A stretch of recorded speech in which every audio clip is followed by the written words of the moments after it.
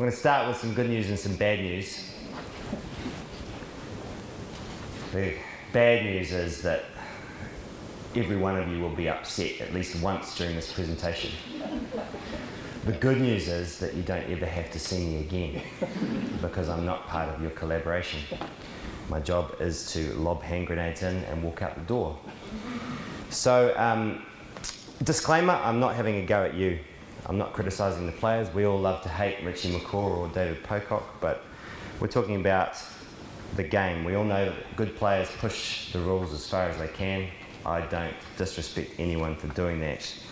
I would do the same myself. It's the rules of the game that I'm talking about. So just to bring home what Doug was talking about, the tragedy of the commons, this is the OLC. And you can see why we need a set of well-defined users, because that's what happens when we don't. So economics is all about dealing with scarcity, and you might think we don't have scarcity, but I'm going to argue that we do with water in both quantity and quality.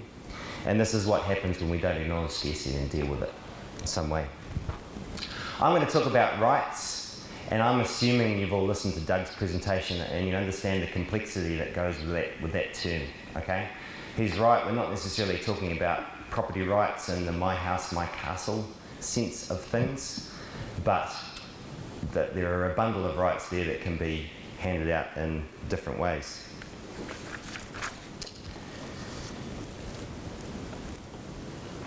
Some people may argue there is no scarcity in New Zealand. 98% of our water runs to the sea. Some scientists will disagree, say it's more like 90%. I would disagree, I'd say that's actually a river, not a waste. Can you put some lights up? Oh yeah, that's a braided river if you can't see it. Rivers are valuable too, and you guys all know this, they provide us with fishing, recreation, ecology, and hard environmental limits are difficult to find, but once you find them often, as I think Bryce was saying before, it's too late. It's like, you know, one of those awkward hugs with your mother-in-law where you kind of go for the kiss on the cheek and she's going for the other cheek and you end up kissing her and it's just really bad. Once you've got to that point, you can't go back. You're stuff. You don't do it. That's the precautionary approaches, yeah. Don't ever kiss your mother-in-law. Okay, so, and I would, just to bring a bit of nuance to this, to the idea that economics doesn't deal with the unmeasurable, with you know the more intangible side of things. I mean, I think ecological services is an increasing area of economics, and they are just as important as economic. True progress. Sure, income is important, but not at all costs. True progress is having more of what we value, and economists are more and more talking about that sort of stuff, including the free stuff we get from our environment. So that includes, you know, some of the more measurable stuff like fishing and tourism, but also a lot of the ecological services they provide us, you know, clean water. The ecosystems actually clean our water. They provide, you know, flood regulation, all those sorts of useful services. The challenge is to value this stuff right down at the margin, so that the marginal decisions we make, you know, are more effective. Whether we dam a river or kayak in it, whether we drill in the ocean or play with Maui's dolphins, whether we mine a national park or we tramp in it. And I'm not being pejorative about any of those things necessarily. I think we should go for maximum value. And finally, clearly we do have scarcity in New Zealand. For those of you who argue that we don't, at critical times and places, clearly we do. The Apuha Dam is a great example, as we saw this summer. And we had scarcity because we maintained the basic ecological functions of that river, which is a fantastic thing, although you could argue that the dam has also caused massive ecological problems in building it. So without management, scarcity will spread. This was taken on my trip over summer on the Otago Rail Trail. I felt a little bit like the Day of the Triffids, this You know, you're in this beautiful, dark, bleak, dry Otago landscape, and there on the horizon above me looms this irrigation unit, again, not being pejorative. That tall. But without management, scarcity will spread, and I think this really shows that. Without management, scarcity will eventually spread.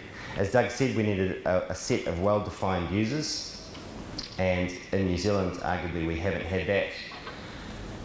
And over water quantity, we've had it on a first-come, first-served basis through the RMA, which has sometimes worked and sometimes hasn't. It certainly hasn't allocated water to its highest use, and has sometimes over-allocated. And when it comes to leaching, we haven't had any sort of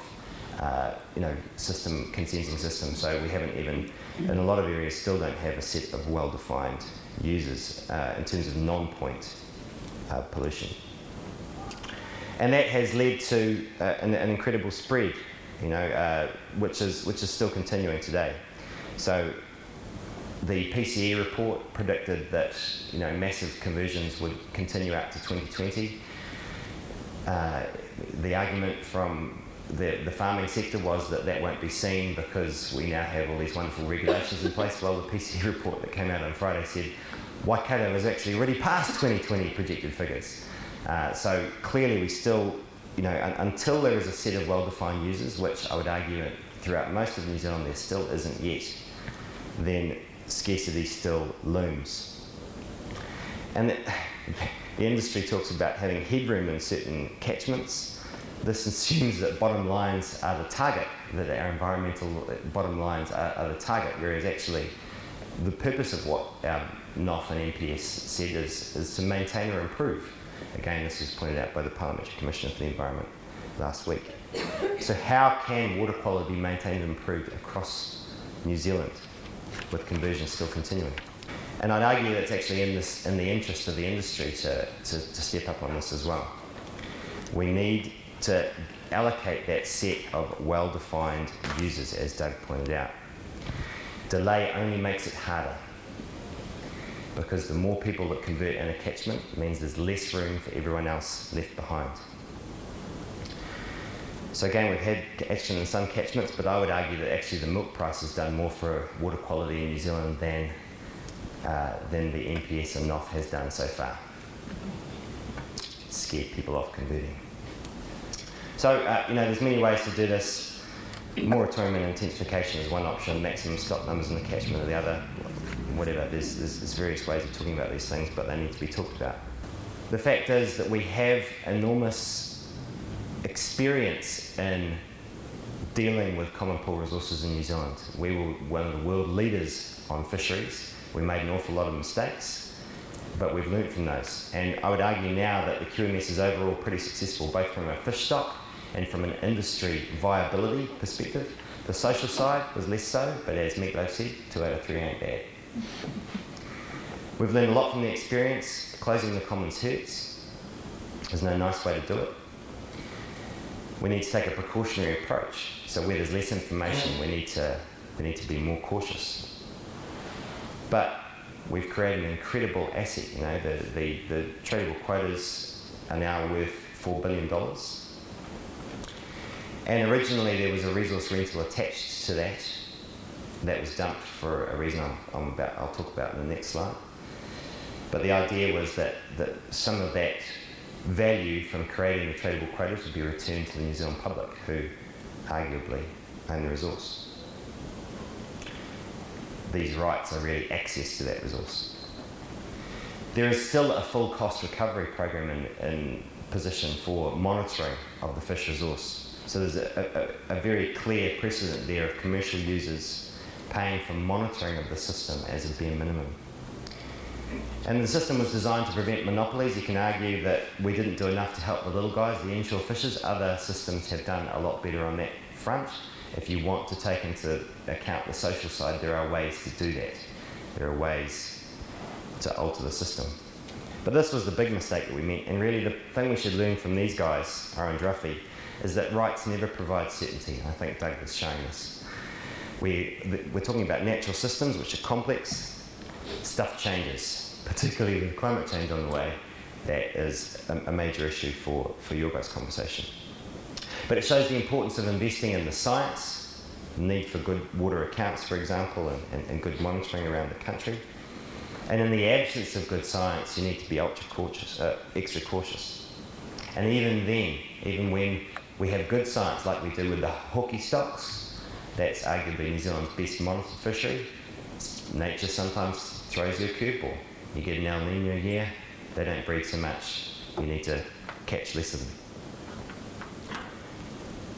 So rights need to be based on proportional allocations, not fixed ones. You can't guarantee certainty within a system. Oh, but my business is going to be changing and it's uncertainty and it's terrible for investment. Well, look at what happened to the milk price. You know, uncertainty happens, and I think most users in this room, most commercial institutions will be used to dealing with that. Other great examples, you know, well, the property investment rules just recently changed. We've had a substantial increase in compliant objections for banks. Recently, I was going to have Andrew Gareth presenting with me, and he's unfortunately had a bereavement, so sends his apologies. But he was going to talk about how the registration requirements for financial advisors forced many people out of the business. Andrew and Gareth couldn't be bothered becoming financial advisors, so they sold the company, Gareth Morgan Investments. You may not say it's a bad thing. Anyway, let's move on to allocation. Once you have a clear defined set of users, how do you divvy it up between people? And just to lead you through this example, just to show you there's no nice way to do it, I've just set up a hypothetical catchment with seven farms of 1 hectare, native forest, pine forest, sheep and beef crops, dairy with good practice on average soils, dairy with good practice on light soils, and dairy with poor practice on average soils. And just use rough leaching numbers to talk about those. So, and the point I want to get across is that there is no nice way to close the commons. So let's say we have to cut leaching by 10%. We could grandfather, shave 10% off everyone, but you can see pretty quickly that penalises these guys down here. Penalises, it may recognise the sunk costs that existing users have put into it, but it doesn't recognise the opportunity costs of the native forest, pine forest, sheep and beef or crop farmers to convert their land to dairy for potentially a higher return. Also, the terrible thing about grandparenting, as we saw with fisheries, is it creates an incentive to go out and plunder while you can in order to get a bit more of the rights when they come in. What about good management practice? Well, it's arguably better. It removes that incentive we just talked about, forces the laggards to sort their issues, still penalises other land types as they can't convert, so that's the opportunity cost, and still rewards poor choice of farm placement. So the person on light soils gets a bigger allowance. What about natural capital? Well, that hits the person who's chosen light soils. But at least it starts to incentivise and reward the sheep and beef farmers or the foresters for their land use choices. So you've at least got a revenue stream going to those industries to encourage more of that behaviour. It's effectively, internalising the externalities within that catchment. Finally, an equal nitrogen allowance. I would argue that this is probably the most fair. All land users are rewarded for their opportunity cost. The reality that you can very quickly see is that no allocation is fair. There is no fair way to divvy things up when you're trying to, divvy up something into a smaller amount for everyone. I would argue that none of them actually work unless you allow for trading. A couple of examples. Taupo, Mike Barton spent an afternoon trying to teach me how to say that right. Taupo. So the traded rights there is allowed for the best use of land and the people who are arguably best placed to leach can do so. It's effectively the best return for a given level of pollution degradation. So that's what we've seen happen in Taupo with a nutrient trading scheme. This was the only way, by allowing trading was the only way to allow dairy farming to continue in the catchment, and that really looks likely in Rotorua too, I would argue. It was also provided an easy way for the trust to buy back some of the over-allocated nitrogen. Murray-Darling Basin studies suggest it's improved GDP by 220 million in 2008-9. How did that happen? Well, you've got high water users with low value. Remember that allocations were given under the RMA without a thought for value, so you've got people growing rice in the Murray-Darling Basin, which is crazy. It's mad. But at least those rice growers are compensated for selling out, and they can sell that to, for example, horticulture producers who may need water to keep their plantings alive. Interesting that dairy and other animal farmers bought and sold their rights depending on the relative prices of water and fodder. So really showed the flexibility of the system. But I know what you're thinking. As soon as you start talking about tradable rights, you're worried about prices, because price shows value. Well, too late, people. We already have prices. They're embedded in your land.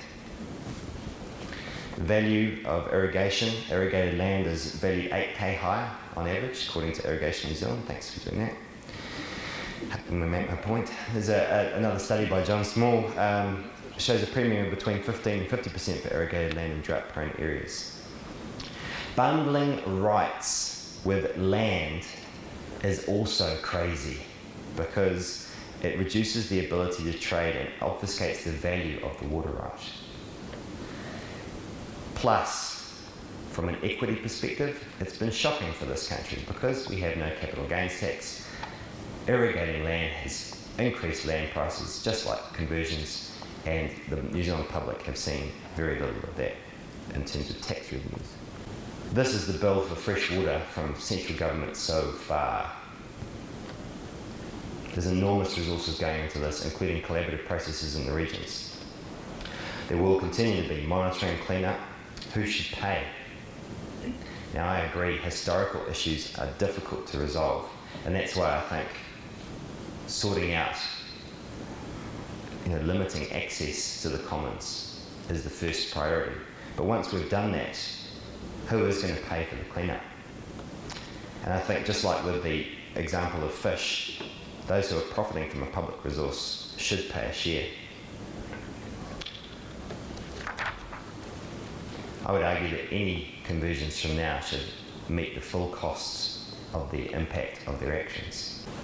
This is why I found it strange that the irrigation lobby opposed the Labour and the Greens proposals for irrigation payments.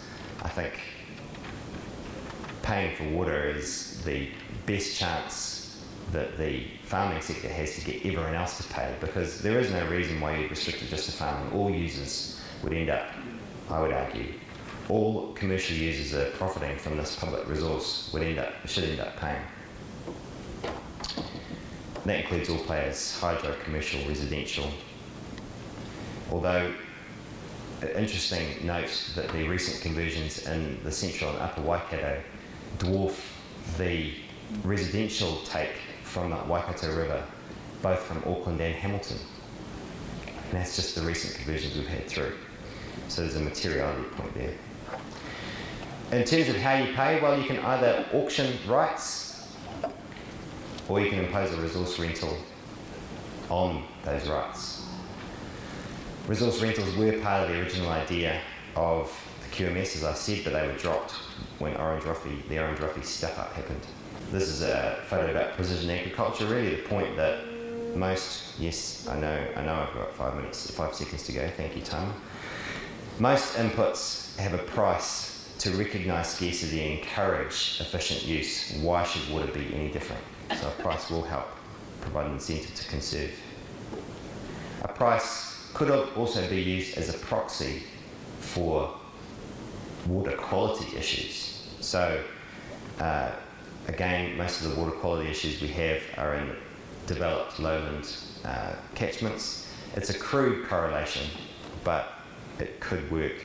Finally, to take home Doug's point that we need a default system Transactions costs are very high in the system that Doug has been talking about, a communal process, a collaborative process. There's monitoring costs, there's rights allocation, there's, if you're going to go all the way to set up markets, it's all very complicated and takes an awful lot of energy. It's only going to be worthwhile in the bigger catchments. Smaller areas, smaller councils are already struggling with this stuff, and I doubt that is going to change. So some sort of default setting that can operate in smaller or less developed catchments is a great thing. And I would argue that that system should be made slightly clunky and ugly, because you want to provide people with an incentive to collaborate.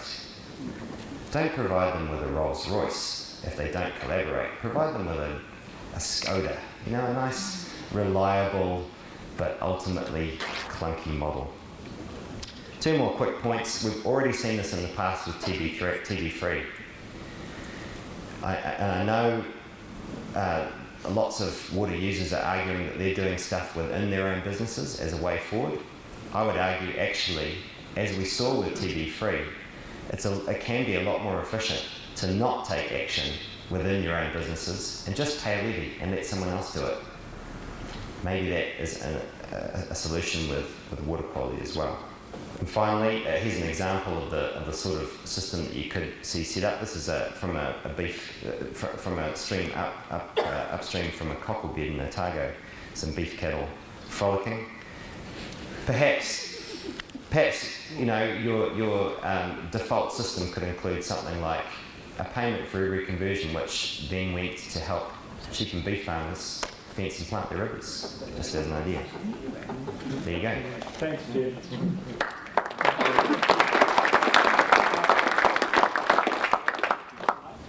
Kia ora tātou. Thank you for inviting me to come and talk with you this afternoon. It's nice to drop back into the water space. Having been out, sorry, I'm not as tall as all those guys. So lovely to talk a little bit more about water, but my brain is mostly on climate change, so please excuse me if I sometimes speak out of line. Just a short comment. I enjoyed both of the talks and I think they covered a lot of the issues. Just wanted to make a couple of comments and then I'll talk slightly more generally about rights and what economics has to say about it. So comment on Geoff's presentation. I agree that we need some sort of default. The idea of dealing with every catchment individually is crazy and difficult. And we could reduce a lot of the pressure in quite a generic way. I'd add to his idea of potentially doing something about conversions and charging for conversions, the idea of just taxing nitrogen as a default policy. Potentially that money could go into a fund that would fund remedial actions or something, or it could just go into general revenue. It would have the advantage that it would hit agricultural emissions as well and take a little bit off the pressure off the agricultural sector for dealing with those. So that's just one possible idea. In terms of Ostrom, I have been a fan of Ostrom for 25 years now, since I studied this at graduate school.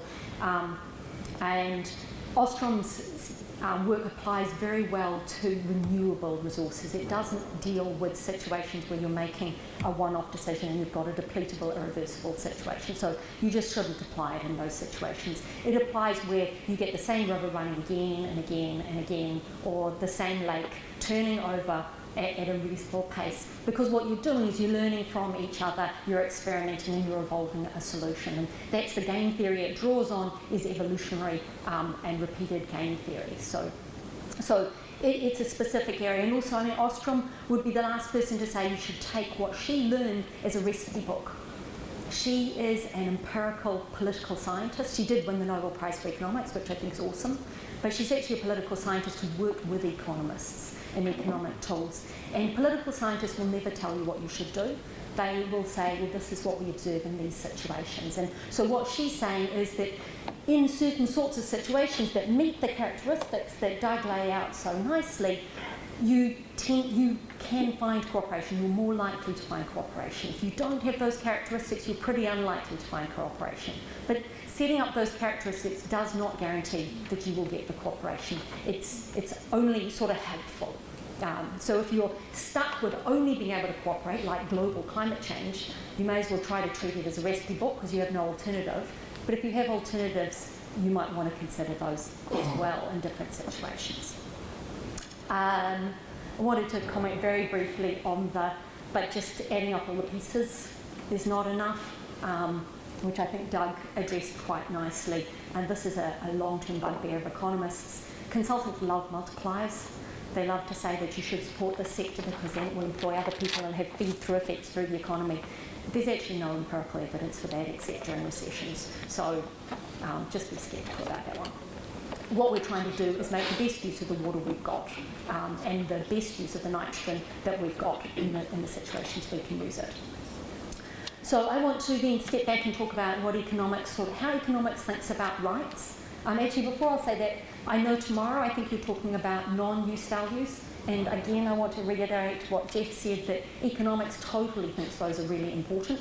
Doesn't necessarily think you should put dollars on them, but economics is not just the study of dollars. It's a study of resources and how people can get the best value, and value is a very broad term, out of those. And for those of you who haven't seen it, Morty's written a paper on how economists think about valuing natural capital, and a lot of it is about philosophy and what the limits of economics are, but what philosophical sort of stance you have to take if you're going to use an economic approach. So I've got some copies of that. It's quite a readable one, written by an intern, not by one of us eggheads.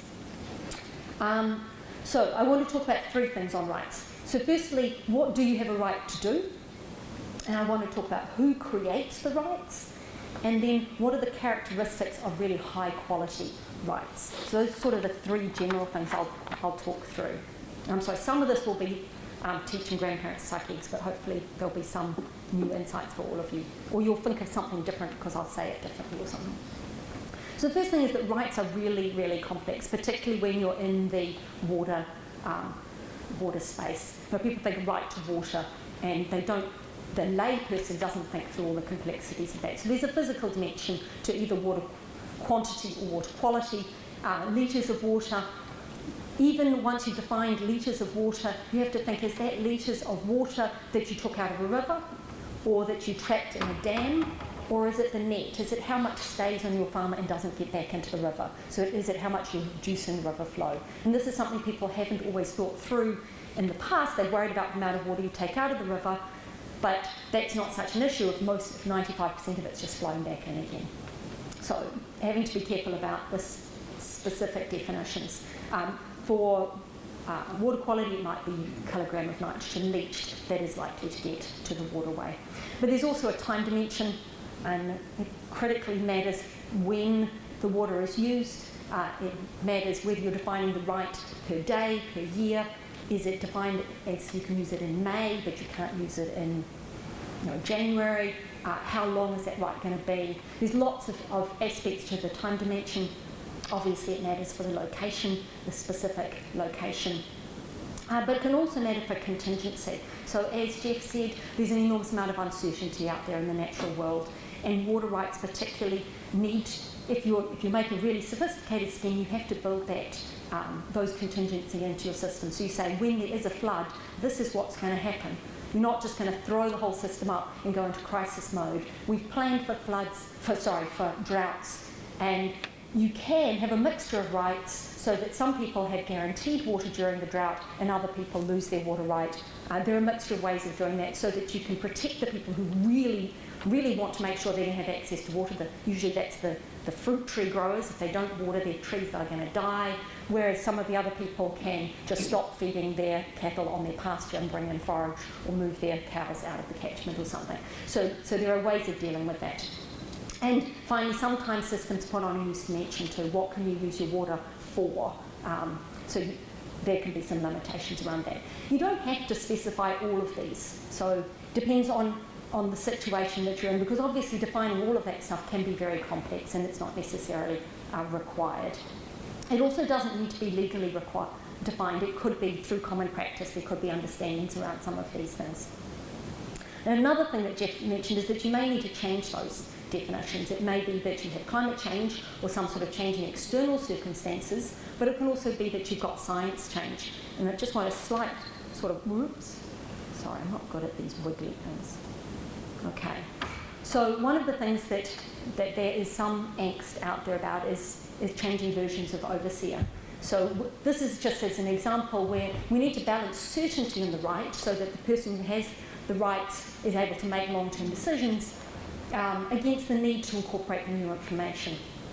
And I was sitting in a room last week with a whole bunch of scientists asking them how reliable is Overseer, and also there was somebody from Feed Farmers who I won't name. And the whole question was, is Overseer strong enough to actually use as a basis? And the problem that people see with Overseer is that you run a new version of Overseer and you get a completely different answer from the old version. Or you run Overseer in a new location where it hasn't been particularly well calibrated, and you're going to get an answer that may be really inaccurate for that particular local place. And so the scientists all said, yeah, well, that's right. Overseer is not accurate at producing estimates of levels of nitrogen leaching everywhere.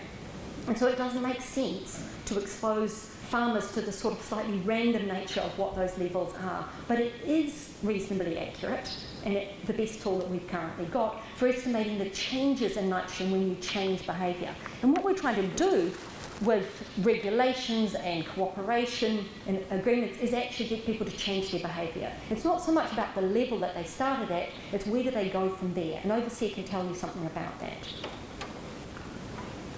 So one possible way to solve the Overseer problem is that you use your Overseer to set your initial limit for your catchment, and you allocate your nutrient discharge allowances, or however you do this legally or by cooperation.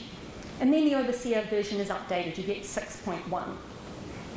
What you could do is simply then re-estimate the current allocations using the new version of Overseer and just adjust the nutrient discharge allowances. And then if the farmers keep doing what they were doing before, they've still got enough allowances and they are completely unaffected by the fact that you've got a new Overseer. But if they're thinking about making a change in their behaviour, you're using the best science for rewarding them for making that change, or penalising them if they're talking about a dairy conversion for that sort of change. And then you might end up that the catchment as a whole isn't meeting the cap that you thought, and so you might need to adjust overall. But that's a fairer way of doing it potentially. You're not exposing the the farmers or other users to this sort of slight random process of development in the science. So what is a right? When you're speaking it from an economist's point of view, I'm not a lawyer. So a right may not be a legally defined thing. There may not be a lawyer involved here at all. So the way an economist would think about it is if nobody stops you using it, you implicitly have the right to do it. And stop can be legal, or it can be the pressure of the guy on the farm next door, or the fisherman who complains to you. And if there's no scarcity, you don't necessarily need to define the rights. It doesn't really matter, because your use doesn't affect anybody else. And so the fact that there aren't defined rights in any way is not important. But if the water becomes scarce, or your water bodies become polluted, your additional use is affecting others, and then the fact that you haven't defined your rights clearly is an efficiency and an equity issue. And so this is obviously the situations we're actually concerned about. So in some places in New Zealand, and still not everywhere, there's too much use of water, or there's too much nitrogen leaching, and we need to limit. And if we're going to limit, we need to say who's going to cut back and who can, on the obverse, who can do what. So we need to define those rights. But the strength of the definition of that should be responsive to how scarce it is. So it's expensive to define rights. It's expensive to enforce them stringently. So we should tailor our level of effort to the degree of the problem that's involved, anticipating when it's going to be changing over time, but being flexible locally. So if you've got a low degree of scarcity, you might just be able to get some of the farmers together, or farmers in the local community together, and come to an agreement, and that might be sufficient to solve the problem, at least in the meantime. And there are cases in Rotorua lakes where I know they've done exactly that. They got together over a beer, and at least temporarily it solved. I know there is an addendum to that story which wasn't so pretty, but I worked for a while. So when scarcity is low, who owns the right? So any user who can access the resource, the water, has the right to use it because nobody's constrained that right. So that would include the kayakers, and I say kayakers because I am one, and farmers. And it doesn't really matter, because there's not a lot at stake. We can both use it, and in quite an amicable way. If there is a little bit of a conflict, we could decide that informally. I know there are agreements between kayakers and hydro dams that they'll let the water run on Saturday mornings, and I don't think there's any legal basis for that, but that sort of works. You build up these understandings. It can be helpful to write this stuff down so that when you reach that agreement in the pub, you remember it the next day, and you avoid disputes later on. You can point to a bit of paper and say that you agreed to do that, but you don't necessarily need to go beyond that. But in some cases, scarcity is more severe. So where there are more farmers, more cows, more kayakers, it's not just the farming intensity that's increasing, it's also the increased demand by recreational users and by city dwellers for knowing that there are good quality water bodies out there. So then it becomes really valuable to define your rights carefully, allow it them to be used efficiently, and to deliberately decide who actually owns them instead of just letting it sort of happen in a natural way. So if there's scarcity, you either have accidental allocation where you don't do anything, and in that case the resource will be damaged. You'll have too little water and too much nitrogen, and society is losing rights. So in that case, the users, the recreational users, the people who care about the quality of the water are losing their rights. You don't see this visibly, but from an economist's point of view, that's what's going on. So that's the if you do nothing. If you do something, but you do it in quite a crude way, you might force some users to reduce their use. So that's when Fish and Game are successful in stopping the irrigation scheme. The farmers limit their use of water, but they're very unhappy about it. And you may have established some implicit rights there, even if you haven't defined them explicitly. Or the third option is to explicitly create them and allocate them in an explicit way and define exactly what it is that you're allocating. So just because rights aren't made clear or aren't defined legally doesn't mean they don't exist. So the rights are always there. It's just that if you don't do it deliberately, you may very well end up with inefficient rights, which means that society as a whole has a small pie, and as a group we're worse off, though some individuals may be much better off. So, but it's inefficient and can be grossly inefficient, and it's also maybe inequitable, because the people who end up with the rights are just the people who are able to actively use it, so extract water. They may be the first ones who happen to get there. And the people who will tend to lose out are things like the ecosystem, people who care about the ecosystem, or people who want to swim in rivers, the people who don't have strong voices and whose uses are more passive. So what if you want to be more deliberate, which is kind of where you guys are in this room? So how do we create the rights? What is the right and who has it? So it could be that an external agent comes in and we just pass this all off to the Ministry for the Environment, and they come in and they define what the rights are, or we pass it all off to the Regional Council. They define rights, or they could be decided locally and through various processes. In either case, once you come up with an agreement, if you come up with a local agreement, you probably still want to have that external enforcer to actually make the agreement stick. So an example in New Zealand was the Fiordland Guardians project, where it was a voluntary getting together of people who were interested in Fiordland.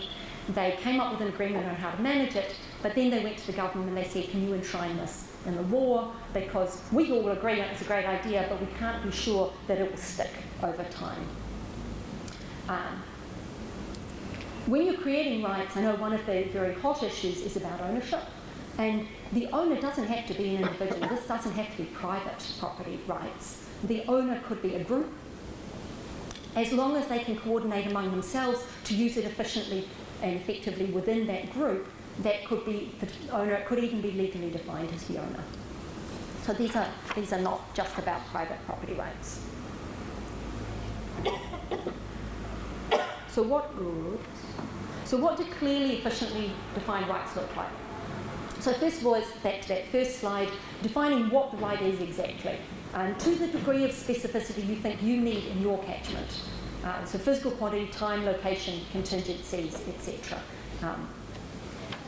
Second, make a right exclusive, so that the person or the group that has the right to use the amount of water at the time in the location is a clearly defined entity, and it's not some vague group like the catchment or the community, because the owner of the right has both control over the right and responsibilities associated with that right, and that can only work if they're very clearly defined.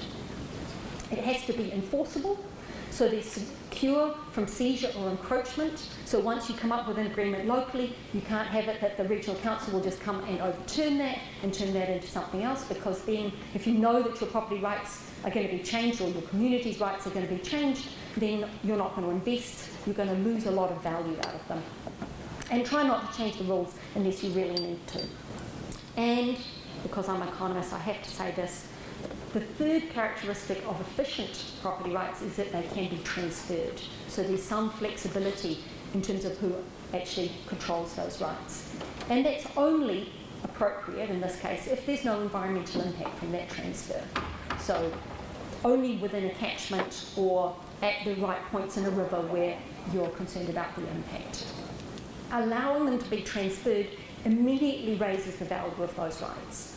So the person who owns the right benefits hugely from the right staying on it, and this right can be transferred, because that means that the rights can be moved to the best use. You don't have to move them, but the fact that they can be moved will make them more valuable. And the really critical thing about this from a political point of view is that if you have rights that can be transferred relatively easily, when you have those terrifically fraught discussions about who is going to get those rights, which, as Geoff said, there is no right answer to, you can ignore the efficiency aspect. You don't have to give it to the people who will put it to the best use. You give it to the people who your community and your group thinks should have it from an equity or a political point of view. It makes it a purely political and equity discussion and not a discussion about efficiency. Because if it gets given to the wrong person, well, they will sell it to the person who really has got good use for it, as long as it's transferable. And that makes that conversation so much easier. Because speaking as someone who engages in this debate from a modelling point of view, you cannot tell anybody what the right allocation is when there's equity involved, because we don't know. An economist is not going to tell you what the equity principle is that you should impose. We can tell you what the implications will be for different people, or give some estimate of that. We can give some idea of where the units might be most efficiently used, though we're not very good at that, which is why you want to allow flexibility in these sorts of policies in the first place.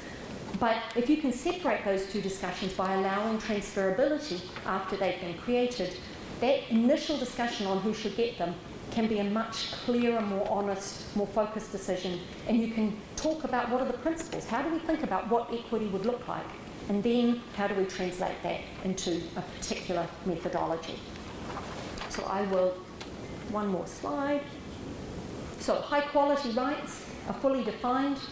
They are exclusive to a particular user. They are enforceable, and they are transferable. If you have high quality rights, you're increasing the value of the pie as a whole, and that pie is shared not only among the users, the farmers and so on, but also the ecosystem and the community. You're just creating more value for society as a whole.